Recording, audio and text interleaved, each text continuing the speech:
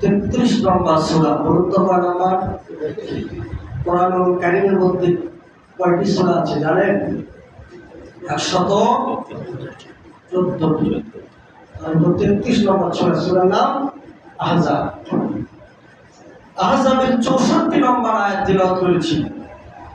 এর উপর কিছু সংক্ষিপ্ত আকারে কথা বলবেন ইনশাআল্লাহ।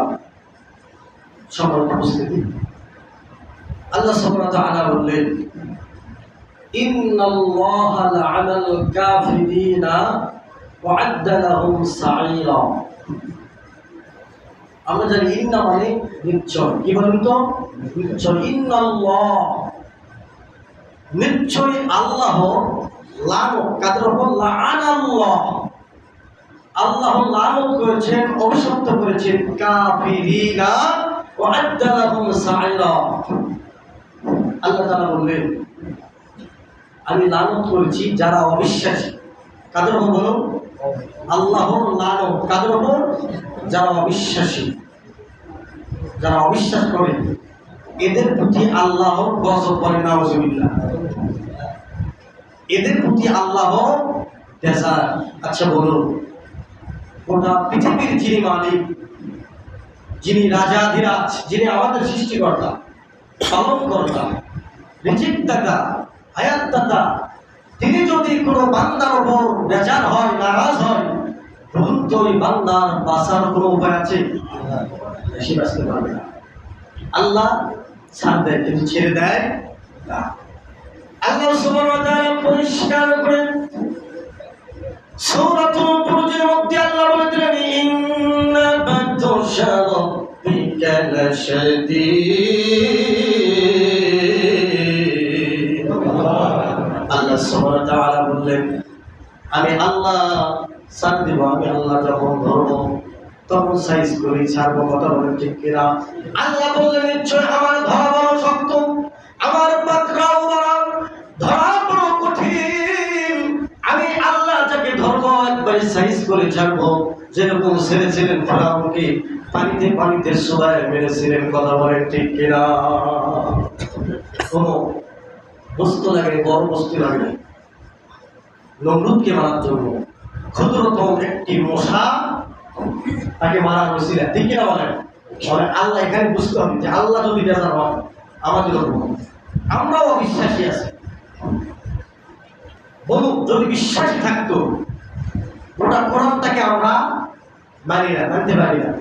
যেগুলো আমাদের সুবিধা হয় সেগুলোই মানি, যেগুলো কঠিন এগুলো আমরা মানতে চাই না। অথচ আল্লাহ বলেছেন, আফাতুমিনুনা বিবাদিল কিতাব, তুমি কিছু মানবা, কিছু মানবা হবে না। আমানু দুখুলু ফিস-সিলমি কাফা, তুমি পরিপূর্ণ ইসলামের ভিতর প্রবেশ করো।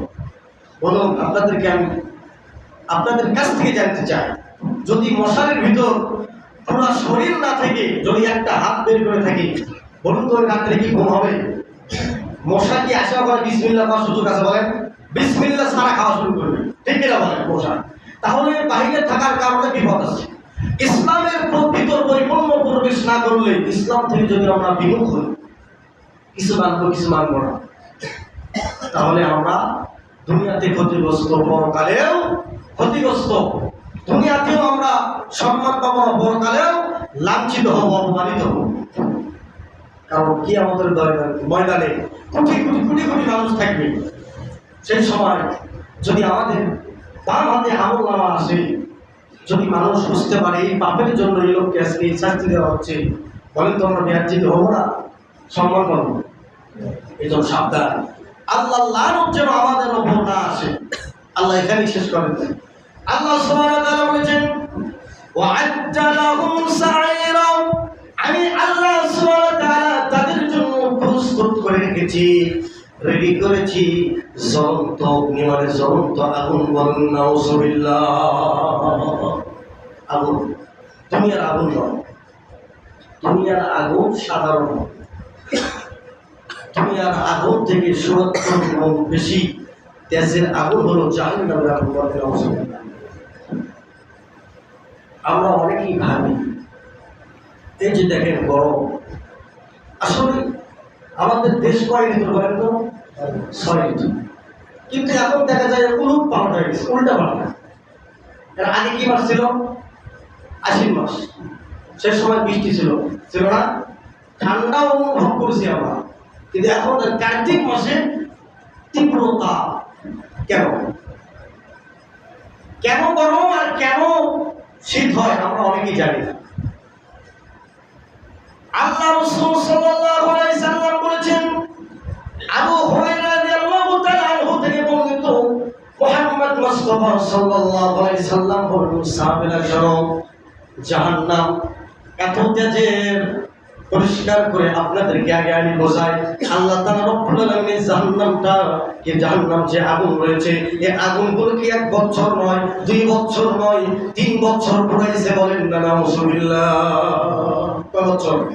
3 বছর। আল্লাহ তাআলা রব্বুল আলামিন বলেন, ও ফেরেশতারা, তোমরা 1000 বছর পুরাও। 1000 বছর যখন পুরানো হলো, পুরানোর পরে আগুনের কালারটা হলো লাল টকবকে। আমরা যখন আগুন ধরাই দেখবেন, যখন আগুন জ্বালাবো কালারটা হয় লাল, ঠিক কিনা বলেন? এরপরে যখন আরো একটু জ্বালাবো তখন হবে একটি সাদা রেখা দেখা যায়। আল্লাহ তাআলা বললেন, ও ফেরেশতারা, 1000 বছর দিয়ে হবে না, আর একটি 1000 বছর ঘোরাও। আর 1000 বছর যখন পুরানো হলো, জাহান্নামের আগুনের কালার হয়ে গেল সাদা। আল্লাহ বলেন, ওরে জিবরাইল, ফেরেশতারা, শোনো, এই 2000 বছর দিয়েও হবে না, কারণ আমি আল্লাহ তাআলা রব্বুল আলামিন এদেরকে এত নিয়ামত দিয়েছি। এই নিয়ামত খাওয়ার পর যখন অশুকর করবে, এই 2000 বছর দিয়ে এর শাস্তি হবে না, তোমরা আরেকটি 1000 বছর ঘোরাও। 3000 বছর যখন জাহান্নামের আগুন তারে পোড়ানো হলো, জাহান্নামের আগুন হয়ে গেল কালো ধবধবা অমাবস্যার রাতের চাইতেও কালো। নাউজুবিল্লাহ। 3000 বছর আল্লাহ বলেছেন কালো। আর জাহান্নামীকে যখন জাহান্নামে দেওয়া হবে, দেওয়া দেরি খুবই ছাই হবে না। আমরা মনে করি ছাই হবে না। জাহান্নামে হোক আর জান্নাতে, জাহান্নামে গেলে সে কখনো মরবে না, বাঁচবেও না, এমন অবস্থা। আর জান্নাতে শুধু সুখ আর শান্তি।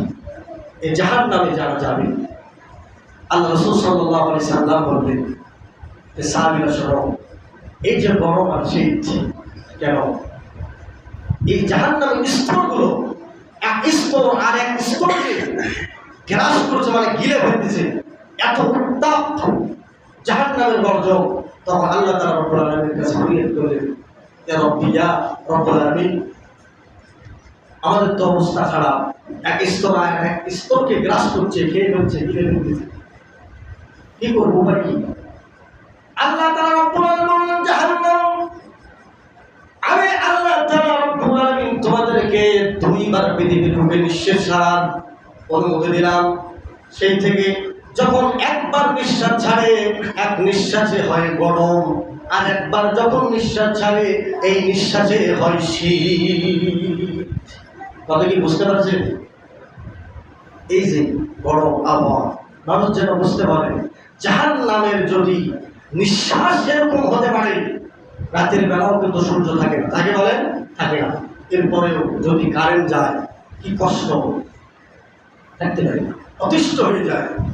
সামান্য এতটুকু যদি সহ্য না করতে পারি, তাহলে আল্লাহ তাআলা রব্বুল আলামিন বলেছেন, নারুল্লাহিল মুওয়াদা, আল্লাহর ঠিকই প্রজ্বলিত আগুন। এই আগুন দুনিয়ার আগুন নয়, এই দুনিয়ার আগুন থেকে 70 গুণ বেশি তেজের আগুন জাহান্নামের আগুন।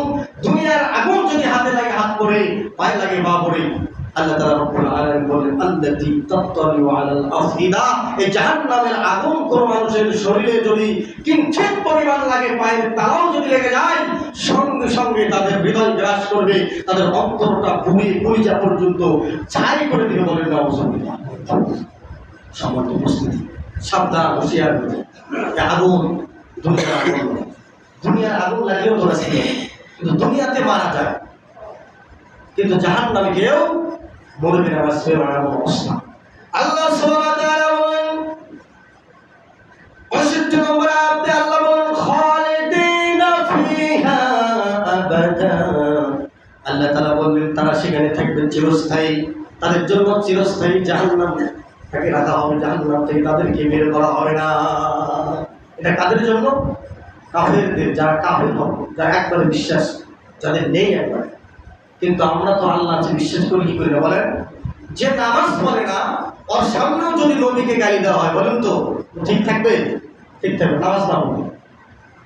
এই জন্য মুসলমান কখনো কাফের হয় না, কুফরি করে। কি করে?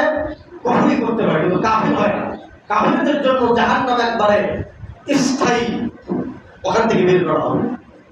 কিন্তু মুসলমানকে আল্লাহ জাহান্নামে দিলে একদিন শাস্তি যখন যে পরিমাণ পাপ করেছে সে পরিমাণ যখন শাস্তি হবে, এরপরে তাকে আল্লাহ দয়া করে জান্নাতে দিতে পারে। তাহলে সে আশা করে দেখবেন এক সেকেন্ড জাহান্নামে থাকার মতো শক্তি আমাদের আছে বলুন? নেই। এটাই তাদের জন্য হলো হুম ফিহা খালিদুন ব্যবহার করেছেন, যে জায়গায় আছে কাফের তারা চিরস্থায়ী। আল্লাহ তাআলা রব্বুল আলামিন বলেছেন লা ইয়াজিদুনা ওয়ালিয়ান ওয়ালা নাসীরা। আল্লাহ তাআলা বলেন সেখানে তারা কোনো অভিভাবক পাবে না। কি পাবে না বলুন? অভিভাবক পাবে না, কোন গার্জেন পাবে না। তুমি আর তুমি যদি কোনো বিপদে পড়ে যায়, অনেক অভিভাবক বাড়ায়, ঠিক কিনা বলেন?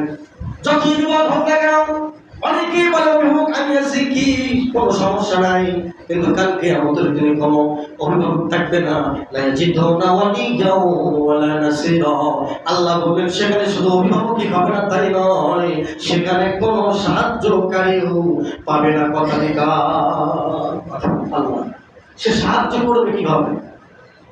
সাহায্য করার মতো ক্ষমতা তার থাকবে না, সে নিজেই তো পেরেশান। আসলে ময়দানে অন্যান্য নবীরা পর্যন্ত এনাফসি উঠবে। সেখানে আপনি আমি বসে আছি, পীরের খানকায়, পীরের দরবারে যাই, পীর বলে শুধু মরি দাও, জান্নাতে নিয়ে যাওয়ার দায়িত্ব আমার। বলে না আলহামদুলিল্লাহ। মিথ্যা বললাম নাকি? এগুলো আছে আমাদের কাছে, এগুলো দেখা যায়। বলে বাবা যখন তোমার দিকে যাই, তুমি তাকাও বাবার পায়, হাকিকত আছে সেই জায়গায়। তোমার মনে কি চাই বাবার জানা আছে, তাই বলেন নাউজুবিল্লাহ।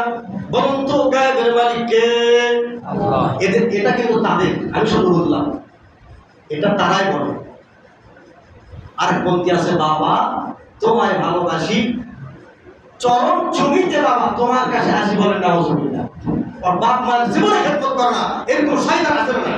তোর কপালে ফাটার দেয়, বাপ মায়ের খেদমত করে না। মক্কা মদিনায় যদি কেউ হজ করতে যায় আর মায়ের সঙ্গে যদি খারাপ ব্যবহার হয়, আর হজ বিমানবন্দর পর্যন্ত আসবে না। আপনি কি বুঝতে পারছেন?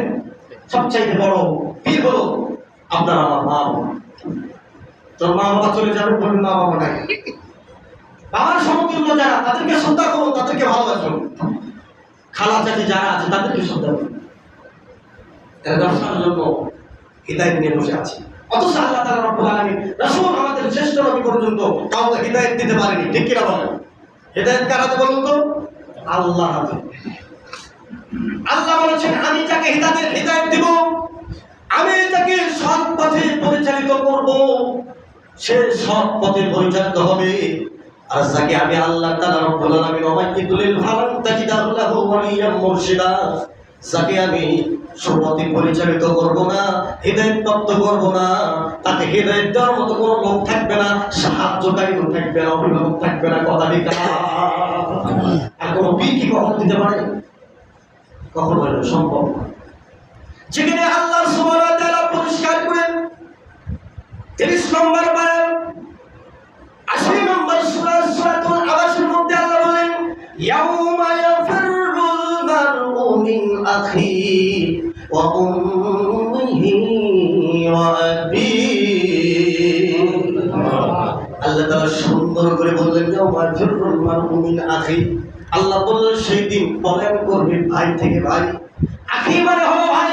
সেদিন কিয়ামতের দিন এমন একটি মুসিবতের সময় আসবে, সেই সময় ভাই ভাইকে দেখে দৌড়াবে, যেমন দৌড়াবে খিচ্চা দৌড় যাকে বলেন, খিচ্চা দৌড় মারবে। কেন মারবে?